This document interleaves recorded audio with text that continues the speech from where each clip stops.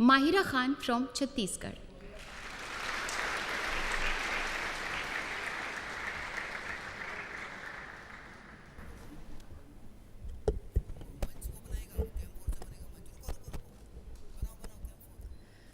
जब जब दहला विश्व हमारा, जब जब दहला विश्व हमारा, और जब जब बेमकसद खून बहा, चीन रूस जापान सभी ने भारत को एक दूत कहा, भारत को एक दूत कहा.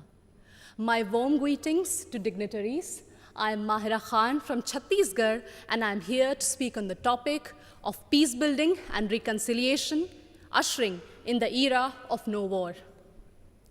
Taking pride in India's history is one of the parch prans given by the Prime Minister in the age of Amrit Kal. And looking back at history, it is a proof that India has always been a harbinger of peace. No war does not mean that we have no reason to fight war.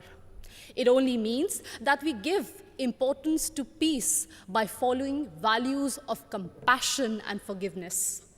It was the value of compassion that even after winning the war in Kalinga, Samrat Ashok decided to never wage a war and spend his entire life to preach the message of peace to countries as far as Greece. It was the value of forgiveness that even after the British sent our soldiers to world wars and our farmers to famines, Mahatma Gandhi still chose ahimsa and satyagraha for independence.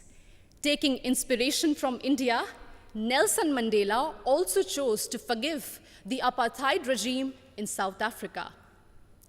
My dear audience, like this year's theme, India for the World, India not only preaches but also practices Vasudhaiva Kutumbakam. In India's G20 presidency, we advocate for a multilateral world in which no one country dominates another country. When China dominated Indo-Pacific, India rushed to help and support ASEAN countries. It acted east.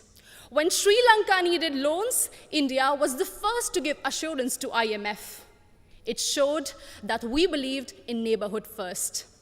And when Turkey, Syria were hit by deadly earthquakes, India rushed for their aid. It showed our brotherhood. Remember, in 1945, after testing the first atomic bomb, Oppenheimer quoted from Bhagavad Gita, "Now I have become death, the destroyer of worlds." And soon after that, the bombings in Hiroshima and Nagasaki, it was proved that the world does not need a war for peace, but it only needs one war, and that is the war against war itself, exactly what Mahatma Gandhi used to preach. हमें युद्ध के खिलाफ एक वास्तविक युद्ध की ज़रूरत है. And that's why all of us need to unite for one single cause, our planet Earth. The conflicts in West Asia, Africa, and the constant quest for world dominance between USA and China are doing no good for sustainable and equitable development.